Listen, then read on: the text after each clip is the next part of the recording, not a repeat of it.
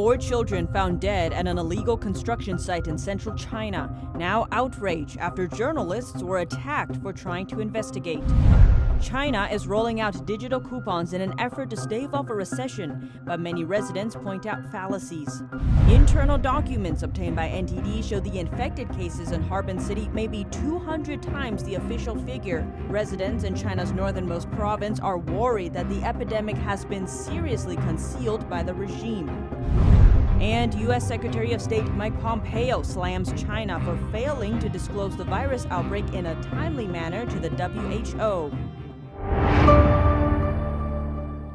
Welcome to China in Focus. I'm Tiffany Meyer. Many Western countries have given cash to citizens as relief aid. In Wuhan, authorities are instead creating $71 million worth of digital coupons to get people spending again. You can get it no matter your income. All you need is a cell phone and a fast hand because you need to grab it with a mobile app. It goes like this. Buy 60 yuan worth of goods at a supermarket, you get 20 yuan discount. Or the rate can be even lower depending on the type of store. It's a kind of rebate. But one netizen did the math, and given Wuhan's population, each person would only get $5 on average. And besides that, you'd still need to spend money first before getting the rebate. Not ideal for the many people in Wuhan who say they have no money left. One netizen says you need to buy a certain amount before you're even eligible for the rebate, and shops are even raising their prices. This coupon is just bait to get people to buy more. Some other Chinese cities have done the same.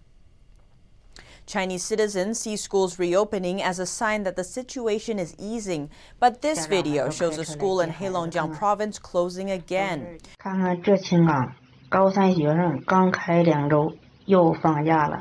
The person taking the video says it's only been 2 weeks since the 12th graders resumed school. Now they have to take another break and will study from home. 4 children were found dead in Henan province in central China after a truck at an illegal construction site poured debris on them. The families wanted to go inside but were blocked by police. They weren't allowed to look at the CCTV footage either. When reporters arrived to investigate, they were blocked from doing interviews by an unknown group of people. The reporters had permission from the families to report on the funerals, but when they arrived, they were stopped and beaten up by an unknown group of people. One had his phone taken, glasses broken, and his clothes torn. Another was manhandled and choked. The journalist later got his phone back, but the data had been wiped. It's still unclear who exactly is behind the attacks. The families later signed a deal with the construction company and don't want to talk about the situation anymore. Fortune magazine released its 2020 World's Greatest Leaders, this year with a focus on the heroes amid the pandemic. Top of the list is whistleblower Dr. Li Wenliang. He was silenced by authorities for trying to sound the alarm about a new virus emerging in his city. He later died from the virus. Fortune calls him the face of the pandemic. Australia's Prime Minister Scott Morrison spoke with leaders of the US, Germany, and France to discuss how to go about the investigation into the origin of the virus. Morrison later wrote on Twitter he had a very constructive conversation with President Trump on how the two nations would respond.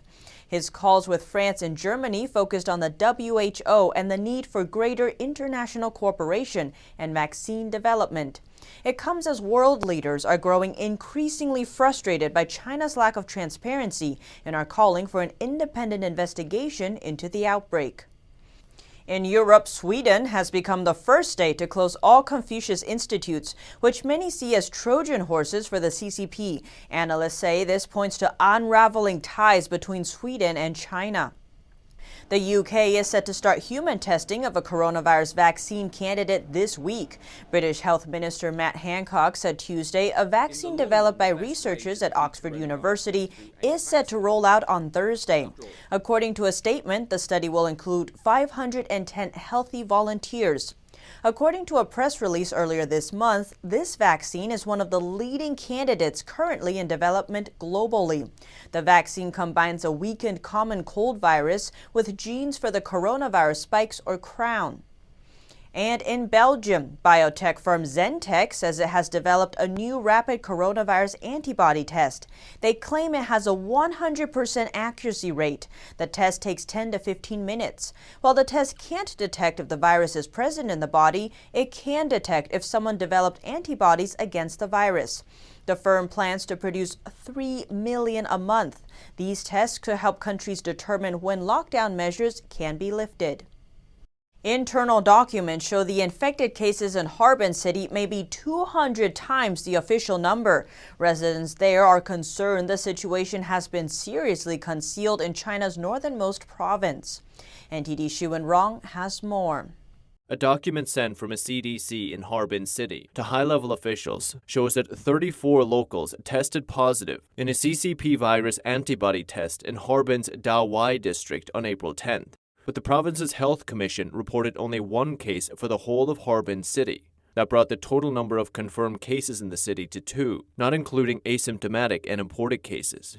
To estimate the real number of infections in Harbin, we can use the figure from the Dawai report and compare it to the city's total population. Dawai district has a population of around 800,000, and Harbin has a population of 11 million. That's 14 times more. That means if Dawai district had 34 cases on April 10th, we could estimate more than 400 cases for the whole of Harbin city. That's 200 times the official number announced for that date. I don't read state-run media anymore. I got this information from influencers on social media. In Harbin and the surrounding areas, there are 182 virus hotspots. These places, including my neighborhood, are very dangerous. I am so scared, really scared.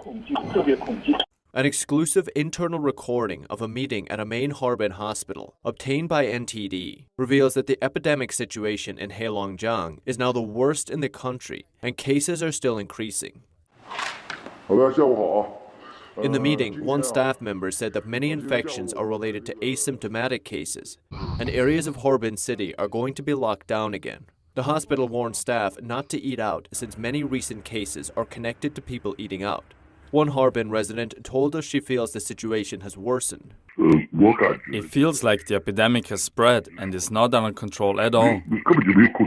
Chinese state media reported on April 22nd that non-residents can no longer enter residential areas. Even vehicles registered in other places can't be there. Mr. Kong, an owner of a factory in Harbin, said the government doesn't have any relief policies. So many shops and factories in Harbin have been forced to close down due to high rent and no business. The epidemic situation is really serious. My factory is now closed. There is no way it can reopen. It's been 3 months already. We wanted to open it up again, but the epidemic came back, so we closed again. Such a big loss. In recent days, videos show areas being closed down again. Netizens say the second wave has arrived. There has never been such an expensive price for vegetables, and people's income in the Northeast is low. The testing fees, isolation fees, and treatment fees should not be borne by our citizens. They should be covered by the government. It's forcing people to commit suicide because there's no other way out. Reporting by Yuning Huang and Sherwin Rong, NTD News. A hospital's VP in China's virus epicenter is removed from his position for criticizing authorities' policies. We spoke with a doctor about it. NTD's Juliet Song reports. A doctor at China's virus epicenter has been punished for criticizing national policies. He wrote articles during the pandemic, but many were blocked or deleted. These are just academic views, nothing else, simply academic perspectives. But some academic viewpoints aren't in vogue right now. Dr. Yu was a vice president at the hospital. An employment termination letter circulating online says he criticized the Chinese authorities' virus control measures, such as imposing lockdowns or ordering people to wear face masks and stay at home. The notice said Yu didn't stop his social followers from criticizing the country's virus prevention policy, which had seriously negative impact. In writing, Yu criticized hospitals for using unproven treatments on CCP virus patients.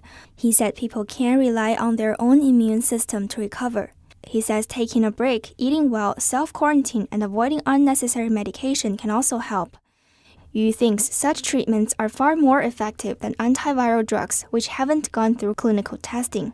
Once a popular figure online, Yu has now deleted all his posts on Weibo, a popular Chinese social media platform. When asked if police had visited him, he said, Forget about it. I'd rather not say anything. I won't say anything. I'll say it in the future if I have the opportunity. He then added, History will make its own judgment. The letter asked other employees to learn from Yu's case. It warns employees to, quote, not cross the red line of legal regulations, realize the seriousness of political discipline, understand that politics always come first, and strictly observe political law and rules.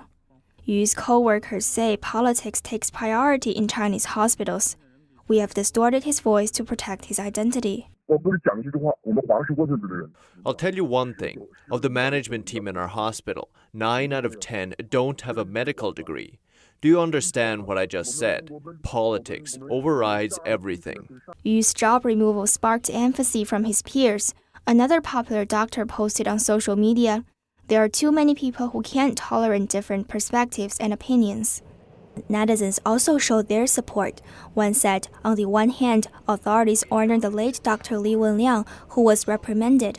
On the other hand, they reprimand Dr. Yu Xiangdong, who is still alive. The comment is now deleted. Reporting by Xin'an Li and Juliet Song, NTD News. And today, Secretary of State Mike Pompeo said the U.S. strongly believes the CCP broke its obligation to the WHO to give them timely, accurate, and detailed information about the virus. Secretary of State Mike Pompeo said he strongly believes that the CCP did not report to the WHO fast enough when the virus broke out. We strongly believe that the Chinese Communist Party did not report the outbreak of the new coronavirus in a timely fashion to the World Health Organization.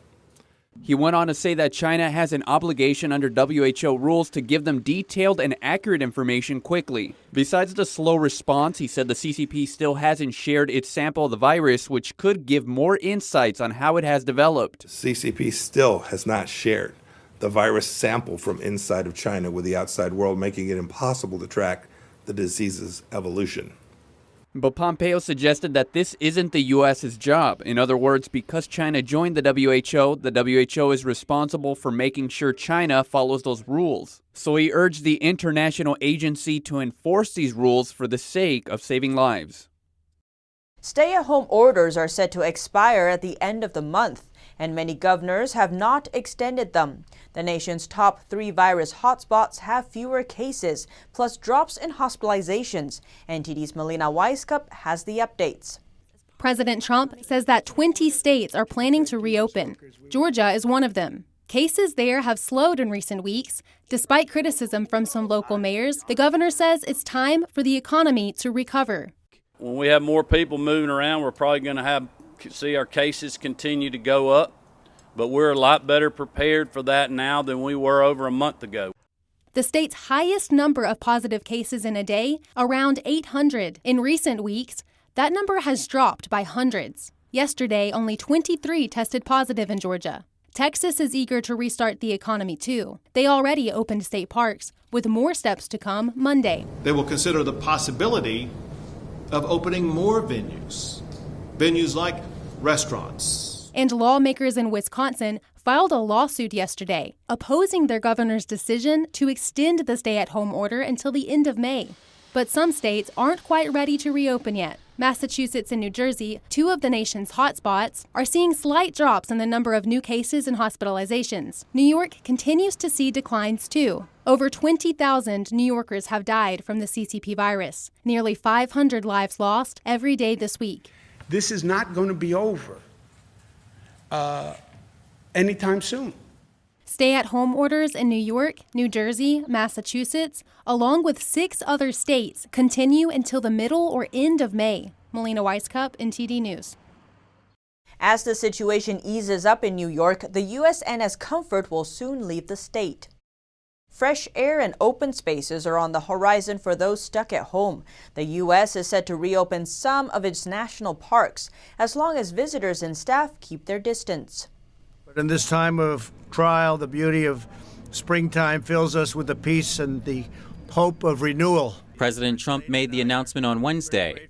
I'm pleased to announce that In line with my administration's guidelines for opening up America again, we will begin to reopen our national parks and public lands for the American people to enjoy. He spoke during a tree planting ceremony at the White House.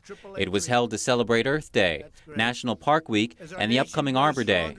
On this special occasion, we are renewing our strong national commitment on conserving the wonders of God's creation. One of the most important ways we uphold this tradition is by protecting our priceless national parks. A number of parks have been completely shut down across the country, an effort to abide by nationwide stay-at-home orders. The parks include Yellowstone, the Grand Canyon, Utah's Zion National Park, California's Yosemite and Sequoia National Parks. Trump didn't give further details, instead gesturing to Secretary of the Interior David Bernhardt. Bernhardt said the decisions to reopen will be made in line with governors' plans to reopen their economies. Online scammers have been taking advantage of the pandemic, posing as the IRS and even as charities. But the Department of Justice announced today it's hitting back at hundreds of fraudsters. On Wednesday, the Department of Justice announced it's disrupted hundreds of online scams looking to exploit the CCP virus pandemic. Websites posing as the American Red Cross and the IRS have been shut down by several companies after being contacted by the DOJ. So far, the department has reviewed over 3,600 complaints about COVID-19 scams. Some ask for donations or banking information, and others advertise fake vaccines and cures for the virus. But COVID-19 scams have also spread to businesses. Earlier this month, the FBI alerted private companies of fake doctor's notes used by employees, which have caused businesses to shut down. The DOJ is asking people to verify websites, emails, and advertisements related to the virus if they come across them. In Alabama, residents gather outside the state capitol to protest a stay-at-home order. The governor intends to keep the order in place through April. A group of protesters gathered outside the Alabama Capitol on Tuesday to protest the state's stay-at-home order. We're not able to work right now, and we really want to go back to work. Governor Kay Ivey said she intends to keep the stay-at-home order in place until April 30th. You know, I'm furloughed right now, and I think, you know, what they're doing as far as the lockdown and everything is unconstitutional to start with. Ivey will decide next week on what can reopen. She says the decisions will be driven by data amid public safety concerns. Residents are concerned about their financial situations. We've applied for unemployment, we've been denied. We've applied for the pandemic unemployment assistance. We haven't seen a dime of it. In fact, not one single self-employed person that I know has received a dime. Alabama says it has just over 5,000 cases of the CCP virus and 144 confirmed deaths. As more states start reopening, the president and governors say it's crucial to keep monitoring the virus spread. With new tech-based ways to do that in the works, there are mixed views on if they'll help and if it should be done at all. As states start planning to reopen, testing and contact tracing are top priorities. Google and Apple have partnered on a project. They are working to make contact tracing possible using Bluetooth. But some lawmakers aren't so comfortable with the idea. Republican Senator Josh Hawley sent a letter to the companies expressing his concerns. While the tech companies say that the data collected from users will be anonymous, Hawley mentions in his letter that there are ways to get around the protection. He says Americans are right to be skeptical of this project, and some people aren't sure Google and Apple's tracing will help very much. According to a recent poll by Pew Research, 6 out of 10 Americans say that tracking their locations will not make much of a difference in slowing the spread. 48% of people say it's unacceptable for the government to track those who test positive for the virus. Today, a ban on most surgical abortions in Arkansas moves ahead. A U.S. appeals court allowed the state to enforce the ban. It's part of a state directive to postpone non-urgent medical procedures during the CCP virus pandemic. The 8th U.S. Circuit Court of Appeals in St. Louis, Missouri, halted a federal judge's order that had allowed abortions. The ruling does not affect early-stage abortions induced through medication. Arkansas is among a handful of states that have sought to limit abortion during the crisis. Their purpose is to ensure medical resources are available during the pandemic. A new poll shows 2/3 of Americans hold a negative view of the Chinese Communist Party. It's the highest percentage on record. The news comes as world leaders call Beijing out for its cover-up of the virus outbreak. In another recent Harris poll, Americans reported bipartisan distrust of Beijing. About 77% of Americans blame the CCP for the spread of the virus. That belief was echoed across the political spectrum. Britain's parliament agreed on Tuesday to move to a hybrid format while a nationwide lockdown continues. Only a handful will be allowed to enter the chamber while the rest will join online. The UK Parliament will move to a hybrid format while a nationwide lockdown continues after it was agreed on Tuesday. Tuesday's sitting saw only a handful of lawmakers attending in person and more than 100 others joining virtually. House of Commons leader Jacob Rees-Mogg told the Parliament that the new arrangements will initially be in place until May 12, but may have to be renewed.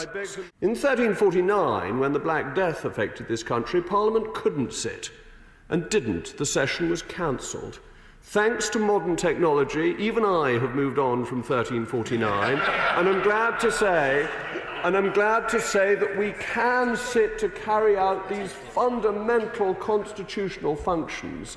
And I'm enormously grateful to many who are just as traditionalist as I am, who have accepted these constraints. The House of Commons will sit on Mondays, Tuesdays and Wednesdays. Under the proposed system, just 50 of this. Here at China in Focus, we dedicate ourselves to bringing you truthful, unbiased reporting. Don't forget to subscribe for the latest updates and see you tomorrow.